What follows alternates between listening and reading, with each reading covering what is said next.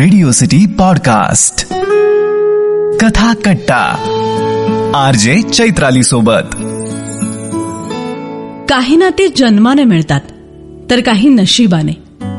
कधी कधी जन्माची रक्ताची माणसं वागणार नाहीत, इतकं विलक्षण चांगलं नशिबाने आपल्या आयुष्यात आलेली माणसं वागून जातात. जसं या कथेत. विलक्षण नातं ही चंद्रशेखर गोखले यांनी लिहिलेली कथा आपण ऐकणार आहोत कथा कट्ट्यावर. अर्थातच माझ्या म्हणजेच चैत्रालीच्या आवाजात.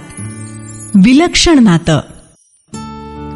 घटस्फोट होऊन आता तशी काही वर्ष झाली, पण अजूनही वाढदिवसाच्या दिवशी सुबोध न चुकता स्नेहलला फोन करतो आणि ती देखील त्याच्या फोनची आतुरतेने वाट बघत असते.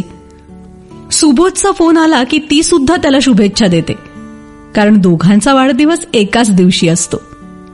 बाकी पूर्ण वर्ष दोघं आपापलं आयुष्य जगत असतात. दोघंही निष्णात डॉक्टर, पण घटस्फोट झाल्यावर ती परत कर्जतला गेली. अल्पावधीतच तिने आपला जम बसवला, नाव कमावलं. बाकी तिच्या आयुष्यात फारसं काही घडलं नाही, म्हणजे तिने घडू दिलं नाही. स्नेहल रूपगर्विता आहे. अजूनही तिच्या प्रभावी व्यक्तिमत्वात फारसा फरक पडलेला नाही, पण सुबोध नंतर सुबोधची जागा ती कुणाला देऊ शकली नाही.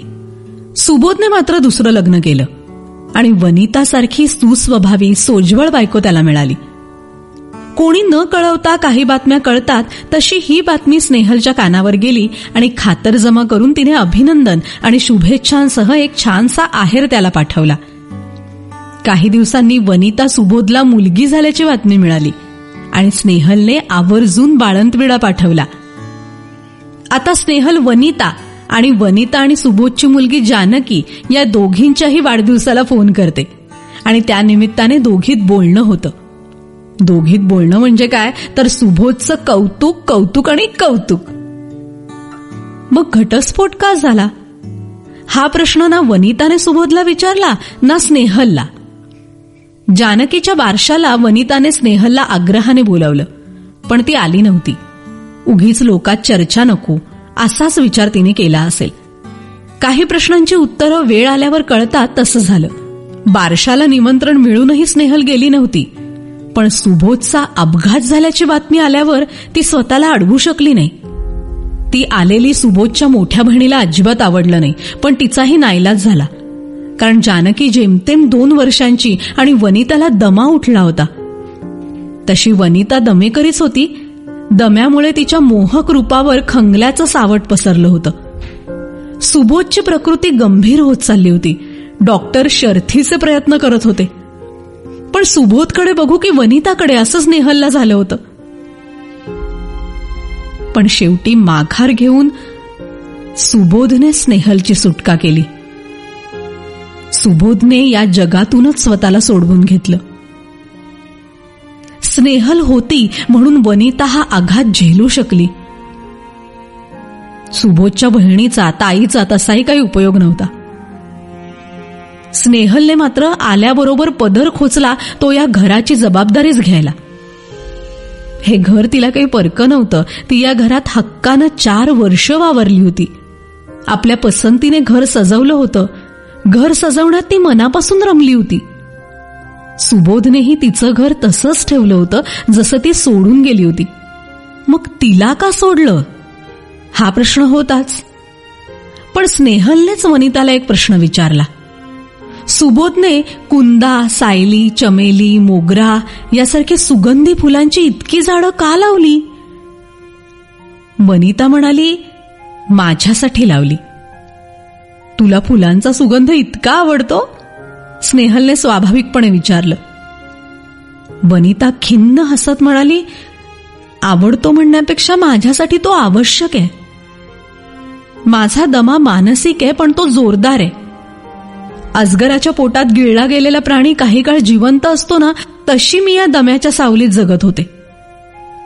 मी शाळेत असताना माझी आई विहिरीत बुडून गेली आणि त्याचा खोल धसका आहे माझ्या मनावर. मग बाबा आजारी पडले आणि मी दमेकरी मनात असूनही BAच्या पुढे शिकू शकले नाही. बाबा माझ्या काळजीने खंगलेले आणि मी त्यांच्या आजारपणाने धास्तावलेली. अशी आमची जोडगोळी डॉक्टर सुबोध मयेकरांच्या समोर अवतरली. डॉक्टरांना बघून मला खूप दिलासा वाटला, पण बाबा खचलेच होते. त्यांची काळजी बघून डॉक्टरांनी माझ्याशी लग्न करण्याचा प्रस्ताव बाबांसमोर ठेवला. मी तयारच नव्हते. माझी दया येऊन कोणी माझा स्वीकार करावा हे मला मान्यच नव्हतं. पण सुबोध म्हणाले, अगं तू कुणालाही आवडण्यासारखीच आहेस, आणि दम्याचं काय, मी तो असा बरा करेन. फक्त तुला माहित नसेल म्हणून सांगतो, माझा पहिला घटस्फोट झालाय. माझी पहिली बायको फार चांगली असूनही आमचा घटस्फोट झाला. घटस्फोट का झाला तू विचारलं नाहीस मला? नाही विचारलं. माझी गोष्ट सुरू होती ना, खूप इंटरेस्टिंग टर्न आला होता, त्यातच रमले होते. पुढे आठवडाभरातच आमचं लग्न झालं. मोजकी माणसं, मोजके नातेवाईक. खरंच सुबोध फार फार मायेने वागत होते माझ्याशी. पण या दम्याचा ससेमिरा काही सुटत नव्हता.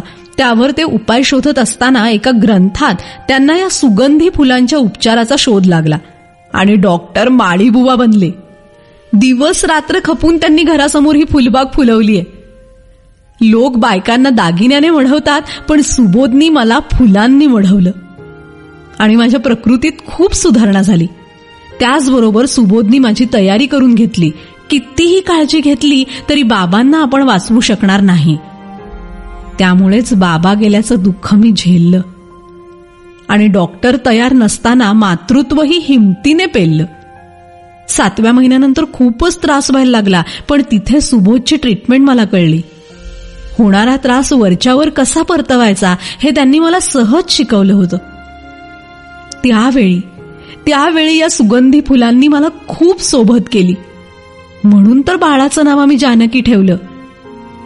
जानकीच्या म्हणजे सीतेच्या अंगाला जन्मतःच फुलांचा सुगंध होता म्हणे. अगदी रंगून जाण्यासारखीच गोष्ट होती, पण उत्तरार्ध बाकी होता तो वनिताच्या प्रश्नाने पूर्ण झाला. गोष्टीत रमून गेलेल्या स्नेहलला वनिताने विचारलं, खरंच तू इतकी चांगली, सुबोध इतके चांगले, मग तुमचा घटस्फोट का झाला? स्नेहल हुंदका अडवत म्हणाली, योग होता तसा. त्यांचा चांगुलपणा झेपला नाही ग मला. 24 तास एखादा माणूस चांगला आणि चांगलाच वागू शकतो यावर विश्वासच बसला नाही माझा. नवरा म्हटला की कसं जरासा हक्क, जरासा पॉझिटिव्हनेस, जरासा रुबाब माणसाने दाखवायलाच हवा ना ग, असं वाटायचं मला आणि अजूनही वाटतं. पण हा माणूस तुकारामाच्या वरताण, त्यामुळे मी कधी आवडीच्या भूमिकेत शिरले मला समजलंच नाही. इतका मोठा कर्तृत्ववान डॉक्टर, पण सामान्य रुग्ण त्याचा वाटेल ते प्रश्न विचारून अपमान करायचे. तरी हा स्थितप्रज्ञच. माझा संताप व्हायचा, आठवलं की अजूनही होतो. पेशंटचा डॉक्टरवर विश्वास असलाच पाहिजे आणि डॉक्टरबद्दल आदरही, हे त्याला मान्यच नव्हतं. आपल्याला असा आग्रह धरायचा अधिकार नाही असं तो म्हणायचा. अरे पण पर्सनल लाईफ बद्दल तर मी आग्रही राहूच शकत होते ना. माझ्या या त्राग्याला तो मला होणारा त्रास समजला आणि त्यानेच घटस्फोटाचा पर्याय माझ्यासमोर ठेवला आणि त्या तिरीमिरीत मीही तो मान्य केला आणि आमचा घटस्फोट झाला सुद्धा. वनिता आणि स्नेहल दोघी एकमेकींच्या आधाराने खूप रडल्या. वनिता म्हणाली, आम्हालाही पर्सनल लाईफ असं राहिलंच नव्हतं ग. अपघात झाला त्या दिवशी सुद्धा जानूची खरेदी करायला आम्ही तयार होऊन निघालो होतो. तेवढ्यात एक फोन आला, इमर्जन्सी आहे. कळल्यावर लगेच येतो सांगून हे जे गेले ते रात्री उशिरा अपघाताचाच फोन आला. इथे ही गोष्ट संपली नाहीये.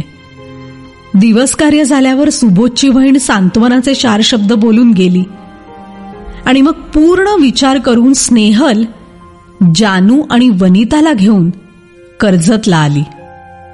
विलक्षण नातं ही चंद्रशेखर गोखले यांनी लिहिलेली कथा आपण ऐकत होतो कथाकट्ट्यावर, अर्थातच माझ्या म्हणजेच चैत्रालीच्या आवाजात.